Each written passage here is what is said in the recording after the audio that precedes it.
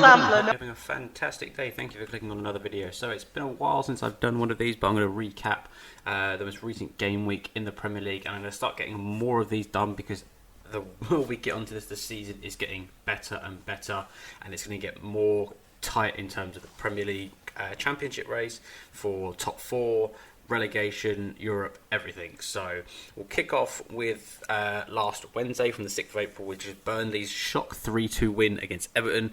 Everton have been really poor for me, and I don't get why they've been so poor. On paper, their team looks like it should be one of the better teams in the league, but it proves that, it doesn't matter if it's good on paper, on grass, it's terrible. Burnley, to their credit, were fabulous on the game, despite the fact they're conceding two penalties, two very dubious penalties in my opinion, but nevertheless, Burnley got through the win with a 3-2 win. Friday night, Newcastle Wolves. I was expecting a lot more from this game. Newcastle been in a good run of form despite the 5-1 loss to Tottenham. But I expected goals in this game. I expected a bit more fluidity with both teams, and it was a pretty boring 1-0 win for Newcastle. Good for them. They're pretty much safe now. But for Wolves, it's a big dent for them in terms of their pursuit of Europe. Going into Saturday, the early kickoff was Everton beating Manchester United. This I did not see coming. I know Man United have been on a shocking run of form quite recently, but to go down 1-0 at Everton was a massive, massive shock. Now, the goal is very fortuitous because of the deflection from Maguire. Now, there's a lot of people moaning about Maguire. That could have come off anyone. He just happened to be the person standing there. You can't moan at the guy for trying to block a shot. It's just come off the wrong part of his body and it's flown in. The big problem with United right now is they've got no real outlet. And De Gea said it himself. If you watch De Gea's brutal interview at the end of the game, he basically summed it all up. And even Ralph Rangnick did. He said, if you got a team that got 3 goals conceded against them, against Burnley, and you can't score a goal, there's a big problem there. For Man United, they have got a massive summer coming up, and I genuinely do think that they're probably going to be... I don't even think they'll get Europa League. I think it could be Conference League for Man United if they continue the way they're playing. They've still got to play Liverpool. They've still got to play Arsenal. And for me, the problem is Man United have got to have a massive summer in terms of getting rid of a lot of people. But they're not going to bring many big names in if they're going to be in the Conference League. The news potentially that Ten Hag is going to take over. Right now, if I was Ten Hag, I would not sign the dotted line. I would not do anything until I know what is going on with that club. We move into the 3 o'clocks. Southampton getting absolutely thumped 6-0 by Chelsea, which I did not see this coming at all. Chelsea, after being routinely beat against Brentford and Real Madrid, I didn't expect them to turn up into Southampton and especially put 6 goals past Southampton. Southampton have been amazing, but they've had a pretty decent season by their own standings. But to get 6 goals put past them, with basically all of them coming really early on, But if you've scored 6 by the 54th minute of a game, that's pretty incredible. Overall, Chelsea played massively much better football. For Southampton, it's a rebuild for them now because they've got to go against Arsenal this coming weekend, which will be a big game for both teams. Watford, Lille, Leeds 3. I feel so bad for Watford because I really want Watford to stay up. They're one of my teams that are just, you have your main team that you support, and there's always that team that is in the back of your heart and the back of your mind. You think you want them to do well, and Watford's always been that team for me. And, Leeds are now, that 3-0 win for Leeds is perfect for them. They will stay up as well. I do believe it's a 4-team race for relegation. It's the bottom 3 of it at the moment, which is Norwich, Burnley and Watford, and Everton are being thrown into that mix as well. I think Leeds have just done enough now in terms of points to get through it, but we'll have to wait and see. Arsenal losing 2-1 to Brighton was a huge shock. Brighton have had a torrid run of time recently. But for them to show up, and they outplayed Arsenal. Arsenal didn't take a lot of their chances, and Brighton definitely played very well. The goals they scored were very well taken. The Trossard finish was fabulous. The Mpozu? I can't remember the guy's name. Mwepu, sorry. Why am I getting Imposure? That's another player in particular. But Mwepu's goal was very, very good. Martin Odegaard's goal was absolutely sublime. But the problem with Arsenal is right now is you've got no Tierney, you've lost him for the rest of the season. You don't trust Nuno Tavares. What do you do at Arsenal? And I think the answer is actually fairly simple. You know, they played Xhaka as a left back. Now, on that pitch, you had a player who came through and was playing at left back, and that's Bukayo Saka. Now, yes, you then lose Bukayo Saka as a forward-playing person, but then you do also have Martinelli and Smith-Rowe and Odegaard and Lacazette. That could be your front four. You then play Lokonga and Xhaka, or, you know, when he's fit, Partey behind them two. Have Saka and Cedric at the moment while Tomiyasu's out injured. Ben White, Gabriel and Ramsdale. That team would still do well. Yes, you lose that attacking outlet. And what you could then do, if Saka's bombing forward, have Xhaka drop back and make it a back three, Cedric push on, and then even potentially have Cedric move more centralised with Lokonga. Then you've still got like a 3 and a 2 system. It's very simple how they move forward, but you know, Arsenal, that's a massive dent to their top 4 hopes. And you look at the run-in between them and Tottenham, Arsenal got this very much a difficult run-in. And personally, I don't see them finishing top 4, but I'll discuss that towards the end. The other final game, obviously, was the Tottenham game, 4-0 against Aston Villa. Now, I'm always brutally honest when I review Tottenham games on this channel. I always have been, I always will be. Tottenham were poor. That first goal in the 3rd minute and everything was fabulous, but Tottenham then did nothing for the next 49 minutes and stuff like that of that first half. They may as well have put all 11 players on the goal line. That's how much Aston Villa pushed Tottenham. Every time Tottenham got the ball, they lost possession. They couldn't keep hold of it. You know, it was just so poor to watch. Whatever happened in the dressing room at halftime is exactly what happened against Newcastle. We went into Newcastle 1-0 at halftime. We came out, we scored 4 goals. This time round, he's got in at halftime and we've scored 3 goals from the restart. Son was absolutely phenomenal. Decky was unbelievable as well. Again, he really has nailed down that place as the right winger in the team.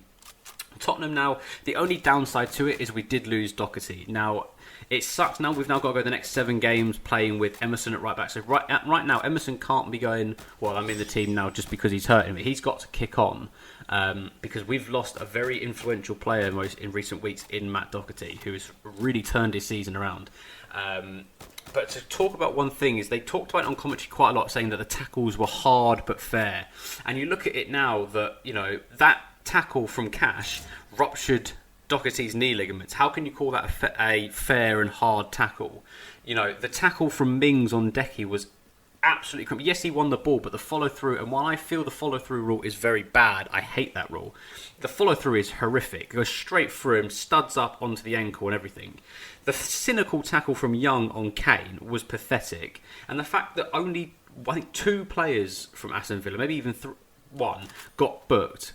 Yet Højbjerg got booked for literally touching the air around Coutinho and he fell over. Kane got it from a late tackle, which was fair enough, but there was no real consistency from the officials at all in the game.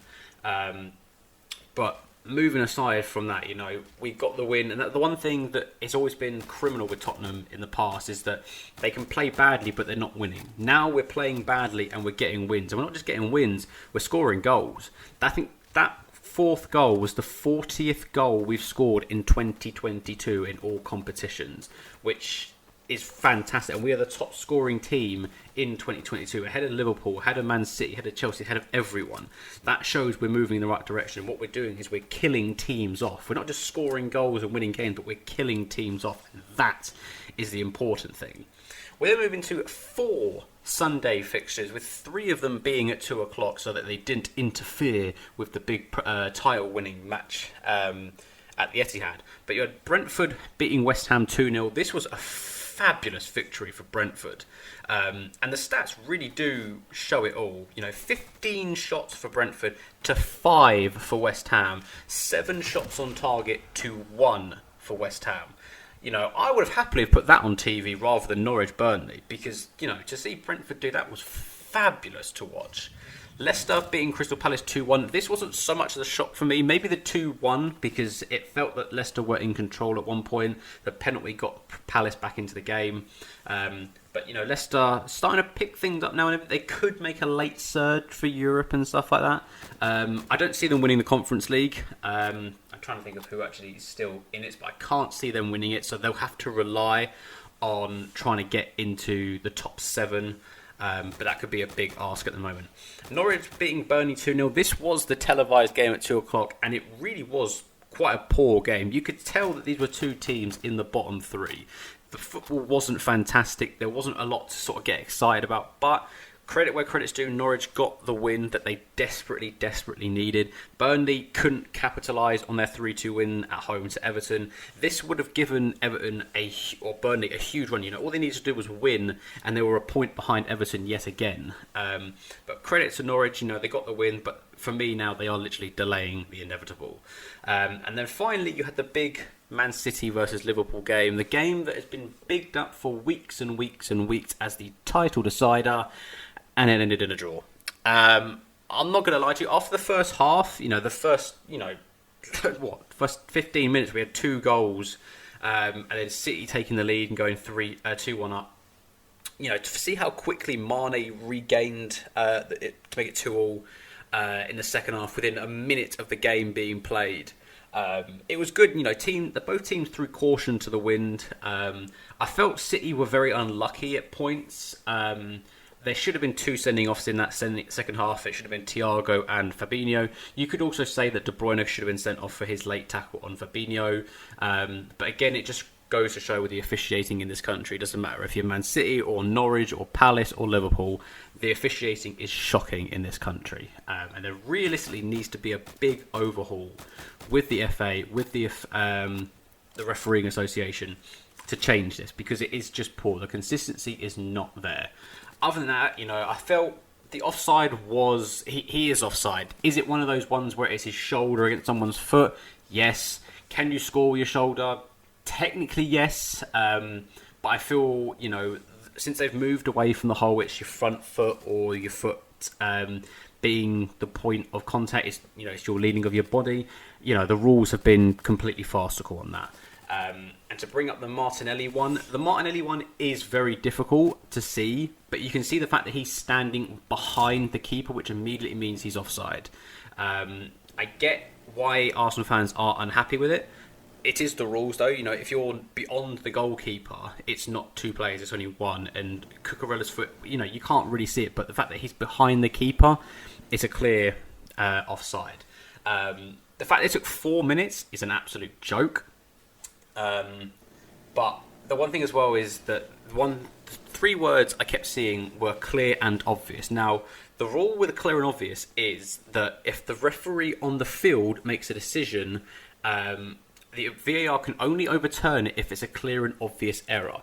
A referee cannot overturn a VAR cannot overturn an offside because they are not the ones making that call. The ones making that call are the linesmen. And linesmen nowadays have about as much rights as the women's in the 1920s. They have nothing anymore. Linesmen are going to be useless in the next 2 years. I can guarantee that right now. So while I do understand why Arsenal fans are upset about it, at the end of the day, they are basing their whole performance on the fact that one decision went against them. They should have killed Brighton off to begin with. Let's just talk about the rest of this season. We've got some teams have got 7 games left, some teams have got 8, and it really is going to come down to the absolute wire now. City and Liverpool, they are the only 2 teams in the title race, and for me, the winner will always be City. I think they're just too powerful. They've got the much easier run in than Liverpool. I expect City, over the next 7 games, to win all 7. Liverpool have got to play Arsenal, Man United and Tottenham. No, they've got to play Everton, Man United and Tottenham. The only difficult game for them is the Tottenham game. Whilst they'll be at home, Tottenham, in the last few away games, we put 4 past Leeds, 4 past Aston Villa, and we did score twice at Old Trafford in a game which we should have won, but I'll gloss over that. But that's the difficult game for Liverpool. If they slip up in that Tottenham game, then City win the title. But you've got to bank on the fact that Liverpool have got to also win 7 out of 7 and hope that City slip up. But I don't see City slipping up with the fixtures that they've got. For the top four, I mean, Chelsea have, I mean, in my opinion, have solidified third place. That's not going to change. The top four between Tottenham, Arsenal, West Ham, and Manchester United is, for me, Man United are out of it, and so are West Ham. It literally is a two-horse race between Tottenham and Arsenal. And if you look at the season as a whole, you know, Tottenham at one point were top of the league, Arsenal were bottom. Then it all switched around. Arsenal were top of Tottenham for so long. And a few bad games for Arsenal and a few fabulous games for Tottenham have completely switched it around. The game in hand Arsenal have is away to Chelsea. Now, while I know they do all right at Stamford Bridge, Chelsea right now, they will just want to put out a performance. And I do expect them to beat Arsenal. And if that is the case, and I believe it is next Wednesday that they do play them, then I do think that if Arsenal do lose that match to Chelsea, that their top four chances are over. They've got a very difficult game against Southampton this weekend. If they can't get through that, then it's over. But that Chelsea game is pivotal for them. Sky tried to stir everything up by going, oh, when are we going to put the North London derby on? Well, shall we put it that week? Shall we put it that week? Shall we put it that week? They've put it in the week before the penultimate game of the season. And potentially by that point, the top four race could already be done. That's the issue. So them trying to get a big flurry finish and stuff like that, if Tottenham continue playing the way they're playing and Arsenal keeps slipping up, then the top four race will be over by the time the North London derby is even shown on television. And the fact that you put a North London derby on a Thursday night or Wednesday night, whatever it is one of the worst decisions I think I've ever seen the Premier League do. Because there's going to be a lot. Whether the top four race is settled at that point, I don't know. But there's going to be a lot of shit that night. Tottenham shut down White Hart Lane for standard fixtures, and White Hart Lane station gets blocked off for hours. Imagine them putting a North London derby in at the same time. It's going to be absolute carnage, whoever goes. In terms of Europe as a whole, so I do believe it's going to finish Tottenham 4th, Arsenal 5th, and I do see West Ham just pipping Man United. The problem that they've got is Man United do have that game in hand on them. West Ham have played 32 games, whereas Man United only played 31. I can see Man United potentially pipping West Ham. That's only if West Ham prioritise the Europa League. But for me personally right now, if I'm West Ham, I'm focusing on the league rather than the Europa League. Because even if they somehow magically get past Lyon this week, they will have to go up against Barcelona. We know Barca have got Frankfurt. You know that they will probably walk through them at the Nou Camp.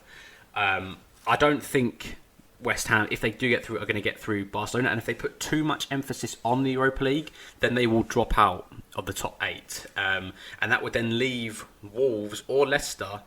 Looking at it, I would probably say Leicester do it, because Leicester have played 29 games compared to Wolves' 32. They win those 3 games, they're tied on points with them. And more than likely, they will have an 8-goal overhaul. So should they score enough goals, they'll overtake them into 8th place. So realistically, in terms of the Europa League, I do think as long as they prioritise it, it'll be Arsenal and West Ham. For the Conference League, I do think it'll be Man United, but Leicester could easily sneak their way in there as long as results go their way. And in terms of relegation, like I said, I think the 3 teams that are in at the moment, Burnley, Watford and Norwich, are probably going to go down. I can't see Everton going down. I just physically cannot. But all it takes for Everton is a few wrong results. I mean, they'll get rolled over in the Merseyside derby. We know that. But a few bad games and they're done. You know, I mean, if I look at the games, so they're at home to Leicester. Realistically, you'd expect Leicester to win that. They've then got to go away to Liverpool, so that could be 2 losses in a row right there.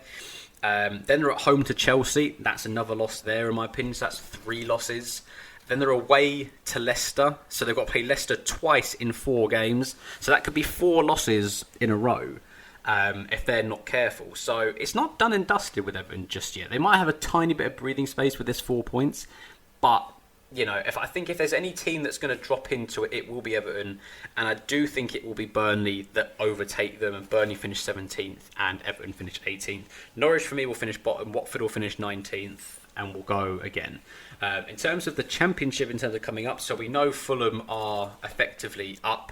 I know it's not anything just yet, nothing's been decided, but I can see Fulham coming up, And in terms of you have Bournemouth come up as automatic as well, and then out of Forest, Huddersfield, Luton and Sheffield United, I can honestly God see Luton doing it. I don't want to say that, but I can see Luton coming up. So I'll probably do another video on Championship League 1 and League 2 another time. Thank you so much if you managed to watch through this whole video. Hit the like button and subscribe down below. Let me know in the comment section if you want to see more football related content and what you guys think of the season so far and who's going to finish where, and I will speak to you all in another video. Peace.